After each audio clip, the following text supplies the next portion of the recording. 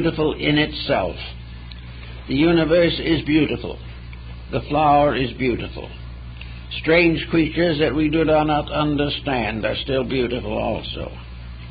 And the world that we can create is one of beauty. And we can express our love of deity by serving beauty and producing beautiful things. Beauty, therefore, has a redeeming factor. Plotinus, in his essay on the beautiful, points this out very clearly, that next to the very breath of divinity, the presence of beauty is a benediction, that it is something that should always be thought about and cultivated. Therefore, every individual should variously attempt to beautify his life, his mind, his emotions, his home, and whatever elements come under his control.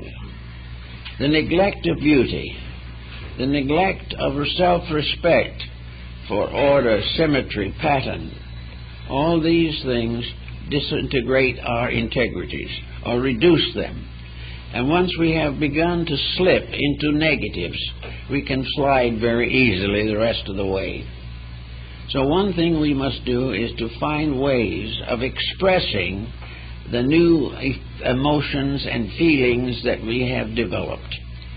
If we want to do something, if we really love humanity, we will go out and help someone. We won't just simply do the same old things we've always done and feel that the attitude is sufficient. It is not. No virtue is really a proven virtue until it is used to do something that brings joy, comfort, peace, or security to others. Every bit of selfishness, therefore, violates the rules of integrity. So we have all kinds of choices.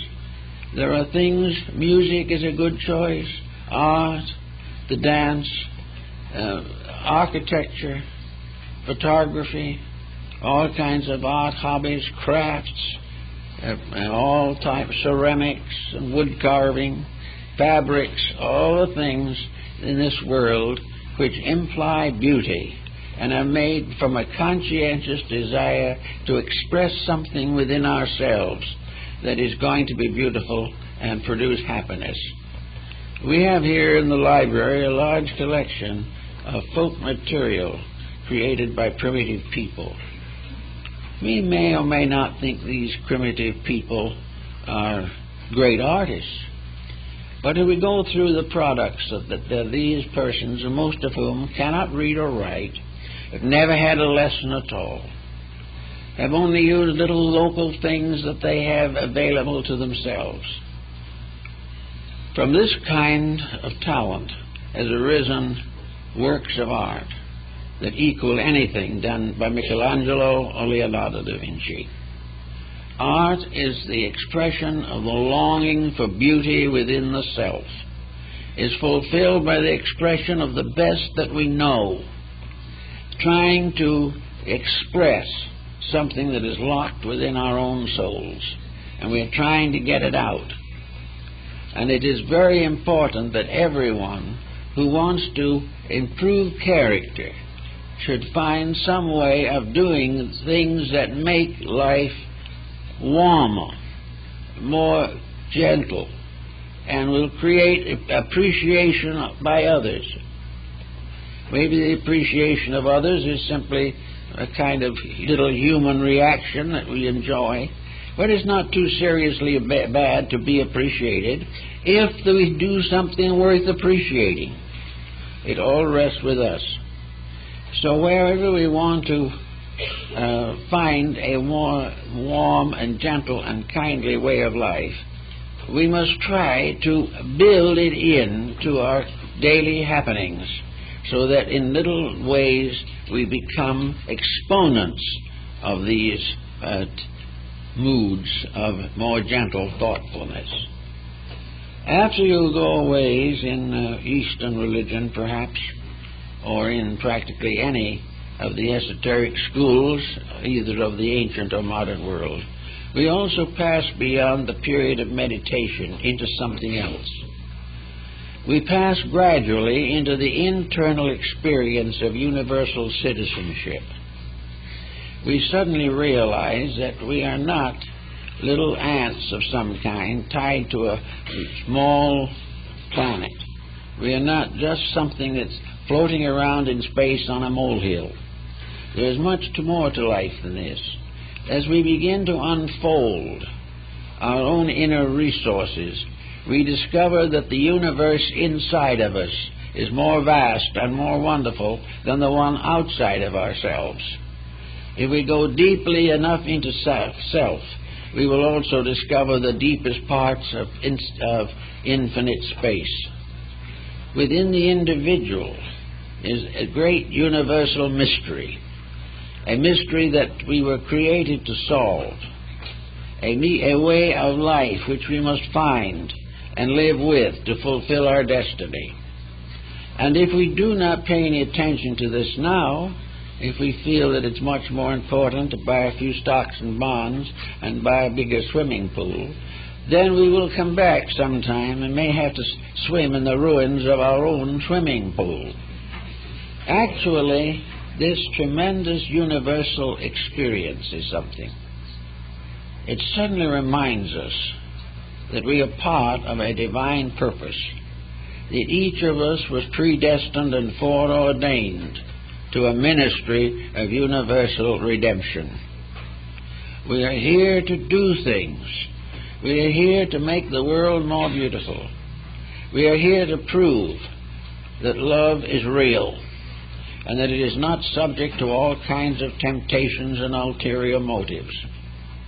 We are here to become harmless, and in being harmless, gain the greatest possible strength, the strength of infinite virtue. So we have to try to get this idea of citizenship into our system. If we decide or resolve that we can't change ourselves in this life, then we have to recognize the fact that what we cannot do will be done to us. We will change. If we have to pass through the grave and into another embodiment in order to change, that is the way it will be. But change we will. And sometimes a new life is a new chance to get away for a while from all the mistakes we made in the past. But the fact that we get away from them doesn't mean we've cured them. So our new embodiment is burdened with a lot of unfinished business. And this unfinished business is perhaps most clearly defined as evidenced by disposition, temperament, and character. That basic something in ourselves that seems to move us in one direction or another is actually, in large part, that voice of unfinished business which we have brought forward from the past. Now, we've brought forward a lot of nice things, too. We've not come down through the hundreds of embodiments that lead to the present time without accomplishing something.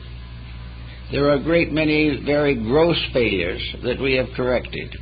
There are nice things that we have done which are not forgotten by time or space. There are all kinds of new opportunities, and we bring to each embodiment the mellowed experience of previous life. The incidents we have forgotten, but the rules that have been kept and broken we remember. And these rules we either keep or break again. So each person who really wants to get somewhere must realize that that temper fit, which may be gone in a couple of hours, is a little scar in the substance of character. It is simply something that shouldn't be there. And if this is allowed to develop into a tendency to have these moods whenever it seems convenient, that little scar becomes a deep wound, and the inner life of the individual is not going to forget it. The inner life is scarred by habits and practices which have been allowed to accumulate without correction. So we come into the world, and from the time we are 2 years old, we are fretful. We are not a particularly pleasant or happy baby. And as soon as we get a little older, we discover that with a tantrum we can get what we want. And we've learned that from the past. And we have forgotten, however, what the temper fit did to us. We have forgotten the misery that is caused, the tragedy that it brought into previous lives.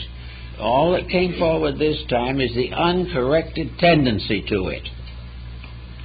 That impulse to do it again. That impulse to do as we please at the expense of others. And this, if it's allowed to grow, will gradually infect the life as it infected the one before. Perhaps the parents come into this a little bit. We help to pay for our own mistakes by helping to other people who get into the problem of making mistakes themselves. A wise, thoughtful, and fully responsible parent, seeing dispositional peculiarities that are adverse to a good and happy life, can always start in and work with it a little bit. Try to find out how to handle it. Try to present the child with new incentives to get over these indulgences in childish feudings and so on. Maybe the parent can't do it, but there's a good chance they can if they start early enough.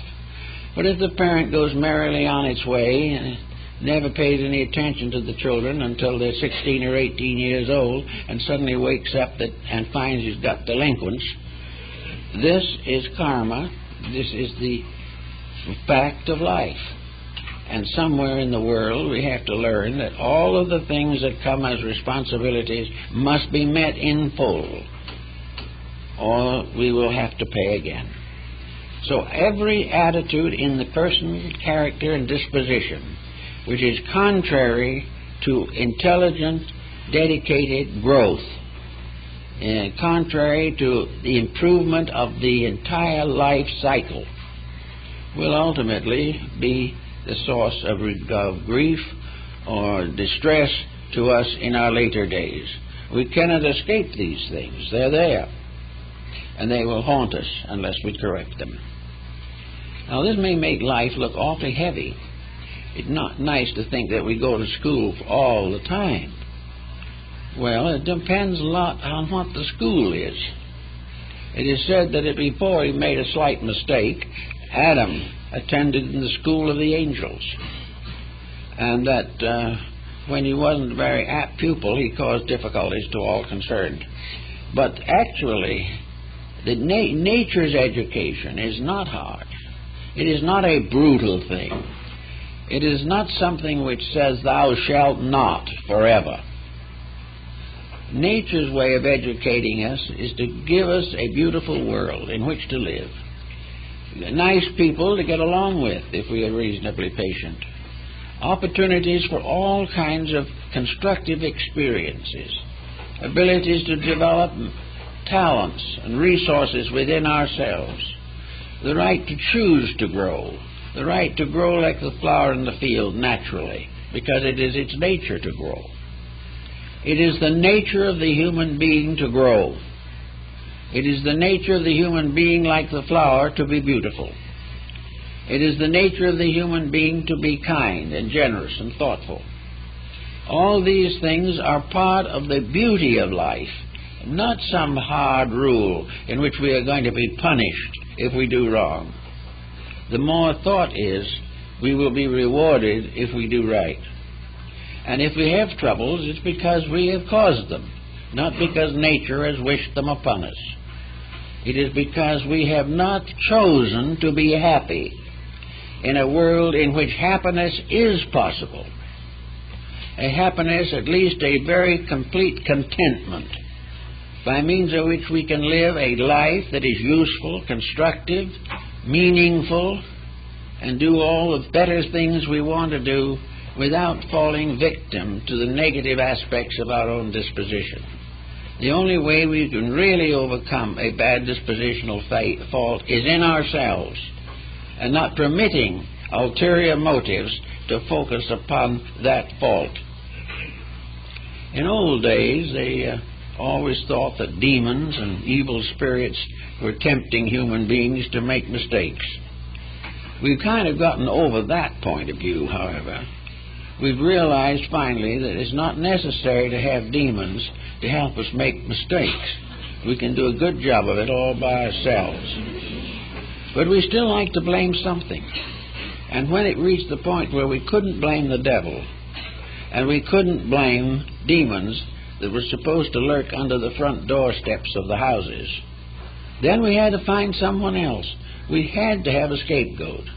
There had to be some reason why we did wrong, and it just couldn't be ourselves that's to blame.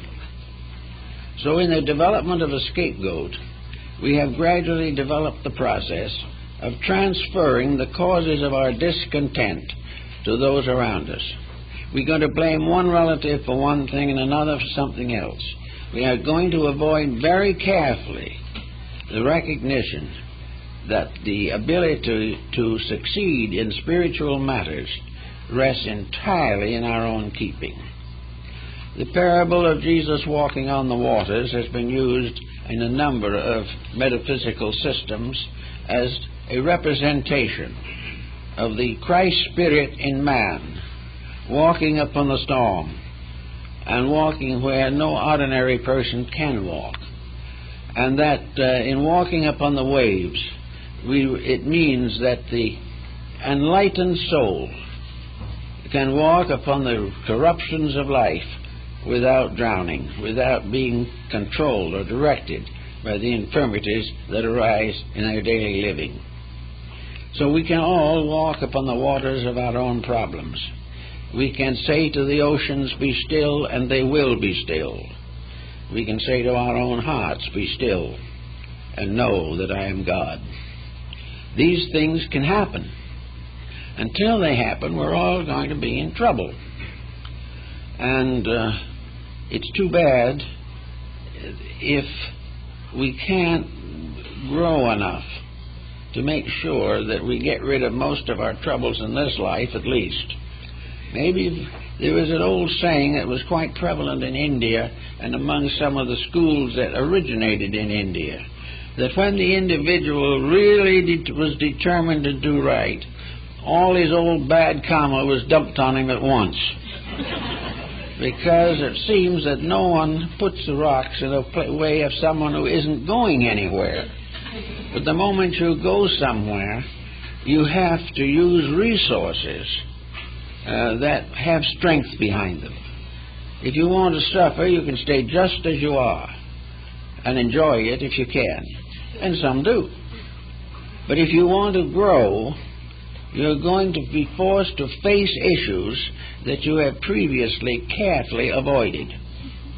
You are going to have to do things that you really did not want to do.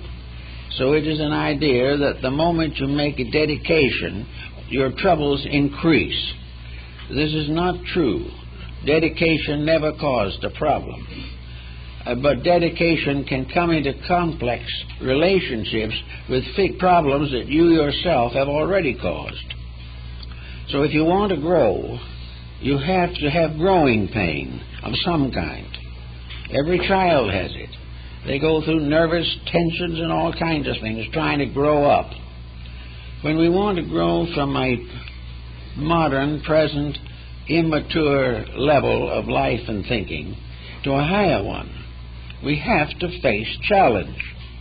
We have to discover that there is in ourselves something that doesn't seem to want to grow, that it wants to live its own peaceful life.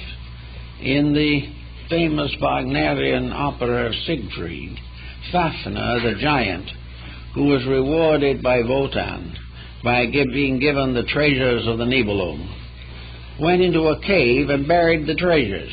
And then Fafner, the giant, changed himself into a dragon and went to sleep at the entrance to the cave to guard his treasure forever.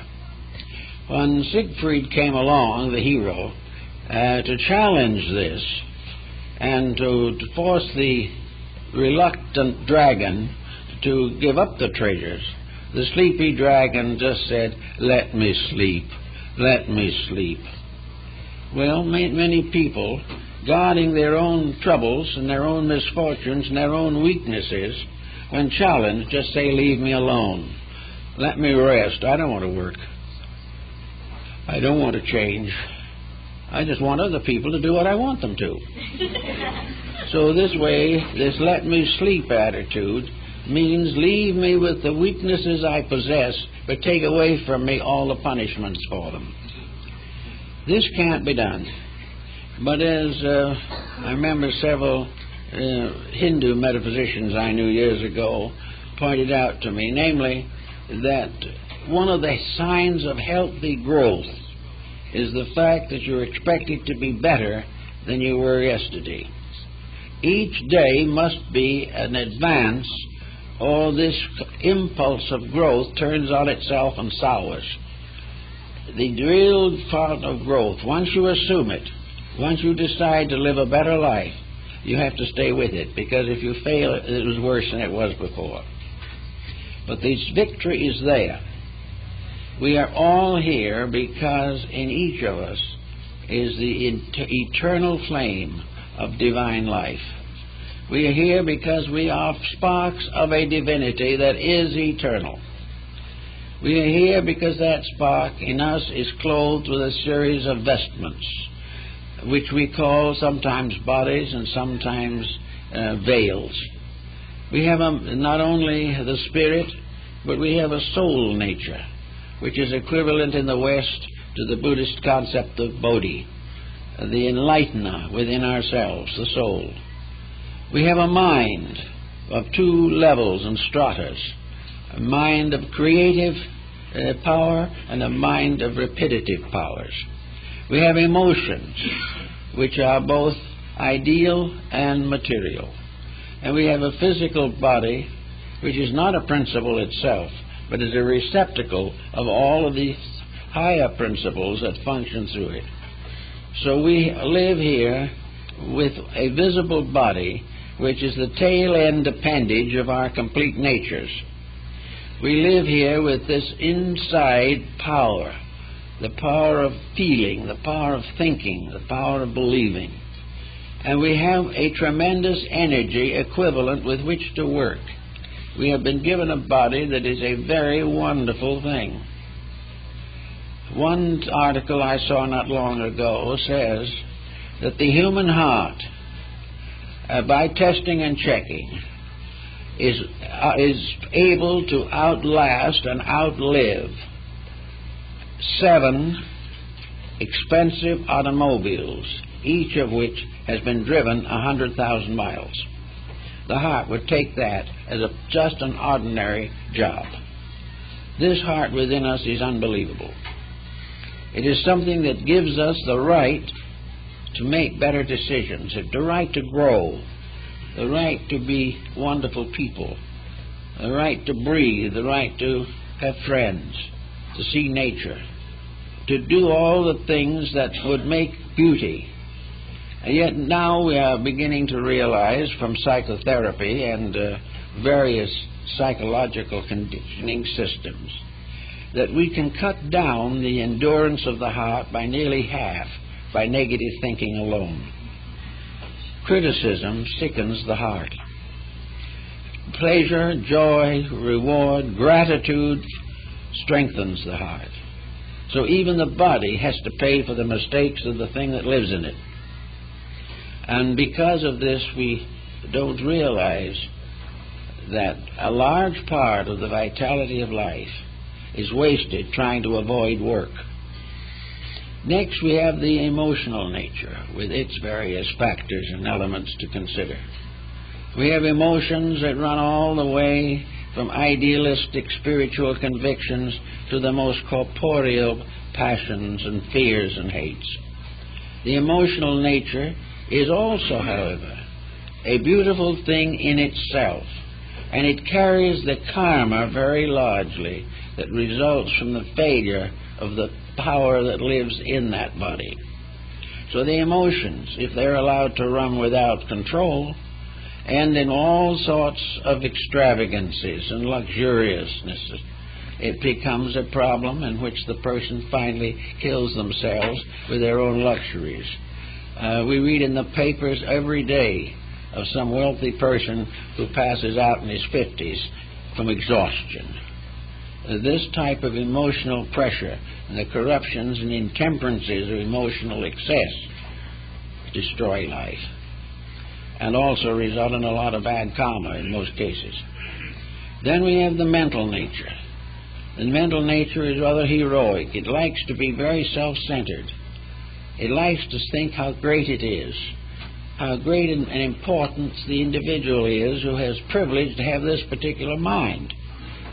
And the result of that, it goes off into all kinds of misuses of mental energy, all the way from black magic up to exploitation, war, ambitions that lead to the destruction of values. All these things we have to fight with or do something about. We really don't fight them, because there's nothing that wins a victory over emotions, thoughts, attitudes, energy fields, and all these things. Nothing wins a greater victory more rapidly than quietude. At peace with self is the most important thing the person can achieve. And in order to be at peace with themselves, they have to respect themselves. They have to know that what they are doing and how they are doing it is acceptable in the sight of that which is within themselves. They also have to realize that they must fulfill the burdens and responsibilities which they have assumed in life, not to regard them as burdens, but to regard them as opportunities. Every problem that confronts us is an opportunity to grow. It is a chance to be bigger now than we were yesterday.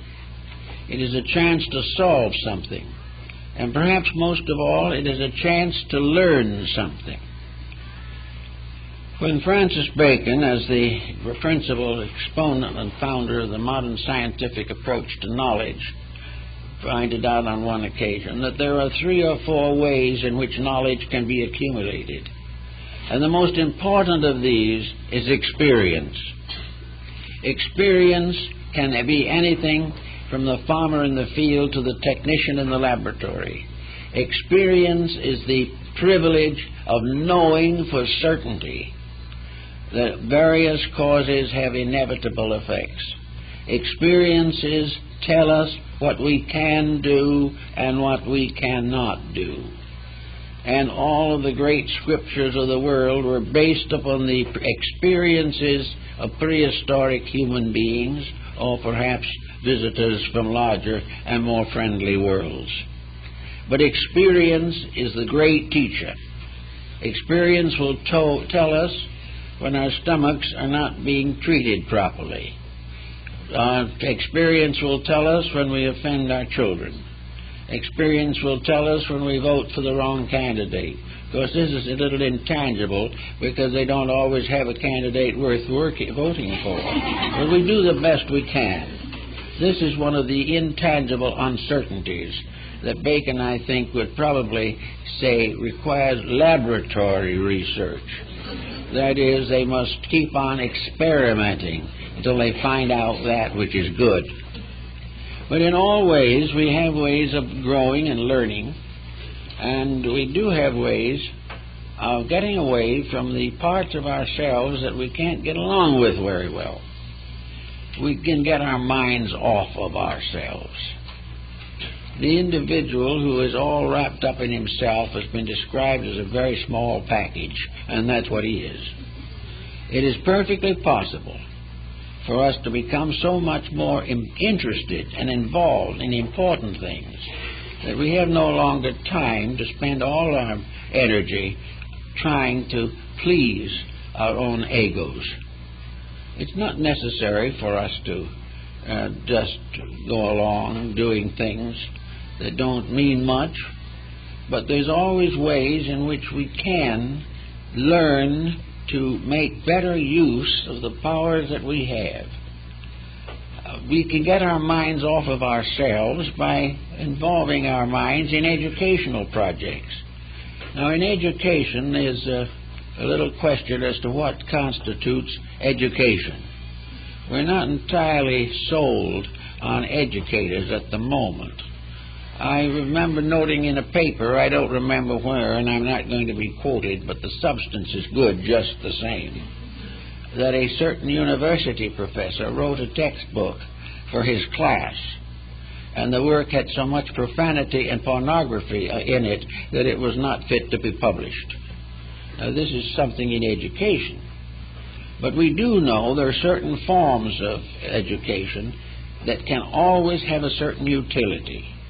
Any education that brings people together is important. And one of these is language.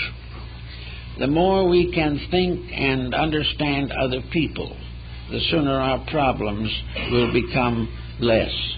So if we want to do something, to learn something, learn how to talk with a neighbor from another land. Try to understand life, and having learned some of the language, maybe go and visit the country. This is an opportunity to open doors of friendship. There is nothing competitive about learning another language. We either have aptitude or we don't.